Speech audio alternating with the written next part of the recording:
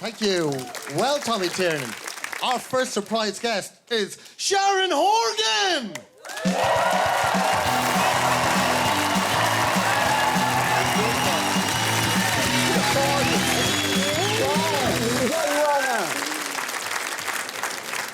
My goodness. God. Yeah, the last time I saw you would have been in a posh private members drinking club. Is that true? About 3 or 4 o'clock in the morning. That's definitely not true. Really? I know, well, I could tell you some of what you were wearing, but... What? Last time I saw you was in the Groucho Club in London. Really? Yeah, a fine night. It was... I don't remember that. Well, you played a stormer. Don't worry about that. It was fine. It was... This is weird, this show. Yeah.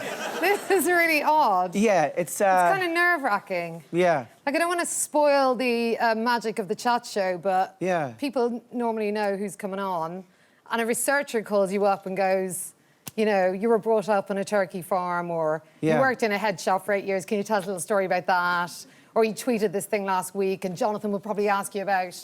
Yeah. And on this show, a researcher calls you up and says, hi, how's it going? Tommy saw you drunk in the Groucho Club. No, just checking in. We can't tell you anything. Yeah. Well, I wonder sometimes, though, I think, that... And you probably experience this maybe when you're writing and acting, that sometimes good stuff is only achieved when you make yourself a little bit vulnerable and push yourself into slightly uncomfortable territory. So that's too deep. I can't go there. Well, we could look at the other way. I'm too lazy to do research. How, in the last 5 years, professionally, how much has your life changed? Well, quite a lot, I guess. I am pretty busy all the time, and I guess a lot of more travel than I used to do, more pressure, I guess. More travel than you want. Yeah. Oh, yeah. God, yeah. So you get from what I know, you're living and working in England, and you have a family there. Very good. And this show takes off, and people love it. Next thing, people in America want to do something with you, so you write something for them, but you have to go there in order to do it. Yes.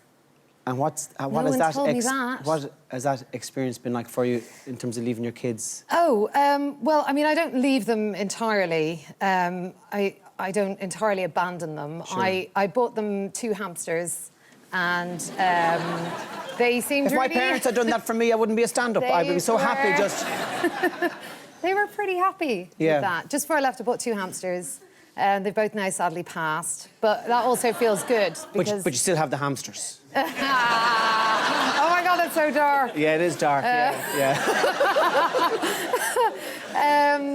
No, I didn't think it would be easy, but I kept telling myself that it was actually for 5 months. This is when I went to make a divorce, and I went to New York, and it was 5 months. But I kept telling myself that I was just going for 2 weeks, and then I'd be back, or then the kids would be over, and then it'd be 3 weeks, and then I'd be back, and the kids would be over. But it isn't as simple as that. It's, it's sort of, I was definitely close to losing my shit by the end of it. And you ask yourself, is it worth it? Yeah, you do, absolutely. And you kind of ask yourself that every time. But, yeah, it's a weird one. Because I've definitely had, you know, options since to do that again. And, I mean, for shorter periods of time. And, I don't know, you kind of forget. It's like childbirth. You forget how awful it is. And then, and then you just sort of do it again. But my littlest daughter is dyslexic, and her dyslexia teacher got her to write little messages. They were so badly spelled. It was brilliant. But you weren't harsh on her because of that, no. No, she wrote these little messages and put them in a jar, and it was like a little love jar. And so I'd sort of rationed them over the course of my time there. But the last little while, I was kind of posting them on Instagram and like almost publicly having a bit of a meltdown. But they were lovely. But they were very badly spelled. Yeah, that's hard Yeah. going, you know. Yeah. Because I guess me. well, I mean, poor you. Okay, I can get the sarcasm of that because, in a sense, it's the life I of know, privilege because you're exactly. making television shows Yeah. with people. But there is a price to be paid for that. Yeah. And I wonder when you fantasize about being a writer. Yeah. I mean, part of the fantasy of that is being around your kids, isn't it? Part of the fantasy of that, for me anyway, would be that I'm not on the road. Yeah. I mean, that's when it's best. I mean, absolutely. It's best when I'm just up in my office at the top of the house and I can, you know, pick up from school or I can, you know... I don't like hearing them when I'm writing, but, you know, enjoy the odd Yeah. visit. But, yeah, of course, that's the dream, but it's not as simple as that, is it? It's No. just never as simple as that. And, but, I don't know. I mean, you just try and have some kind of balance. And then actually you kind of realise, like I used to give myself a really hard time about it, and I give myself less of a hard time now. I'm not entirely sure why, but I think it's partly because my kids are turning out okay. And we have a lovely relationship and everything seems to be going okay so far. But if you never had to make that journey again to be away for 5 months in the rest of your life, would you be okay with it? Oh, yeah. Yeah. Yeah, absolutely. Yeah. What are you working on next? When's the show going out? It mightn't ever go out. Oh, okay. Well, there's... I'm doing a series on BBC, but I think it might have already been over by the time... I saw it. It was great. I really liked it, yeah. Motherland. Writing the new series of Catastrophes. So we start filming that in June. And a film I did called Game Night. That's out in March. When you started, who were your role models as writers or performers? I would say Victoria Wood, Julie Walters and French and Saunders probably would be the main ones. Wow.